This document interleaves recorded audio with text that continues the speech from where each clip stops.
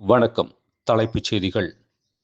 எக்காலத்திலும் நிகழவே நிகழாது என்றிருந்த மாற்றத்திற்கான அரசியல் வெற்றியை நிகழ்த்திய தமிழ்நாட்டு சொந்தங்களுக்கு என் வாழ்நாள் நன்றி தெரிவித்தார் தவிக தலைவர் விஜய். தவிக எம்எல்ஏக்களுடன் விஜய் ஆலோசனை. கட்சி அலுவலகத்தில் கொள்கை தலைவர்களுக்கு அஞ்சலி செலுத்தினார்.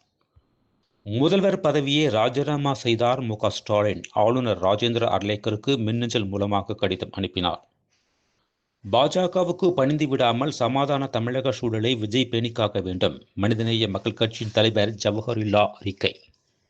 தமிழகத்தில் புதிதாக அரசு பொறுப்பேற்க உள்ள நிலையில் அதிகாரிகளுடன் தலைமைச் செயலாளர் டிஜிபி ஆலோசனை.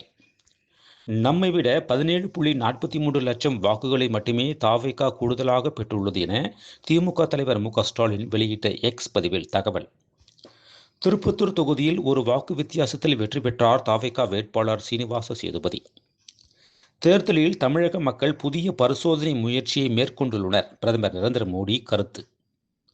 தமிழகத்தில் ஒரு புதிய அரசியல் சக்தியின் வருகையை எங்களது நிறுவனம் முன்கூட்டியே உணர்ந்திருந்தது. விஜயின் வெற்றியை கணித்தே ஆக்சிஸ் மை இந்திய அமைப்பின் தலைவர் பிரதீப் குப்தா பேட்டி. மேற்கு வங்கத்தில் 207 தொகுதிகளை கைப்பற்றி பாஜக அபார வெற்றி. முதலமைச்சர் பதவியை ராஜினாமா செய்ய மாட்டேன், மம்தா பானர்ஜி பிடிவாதம்.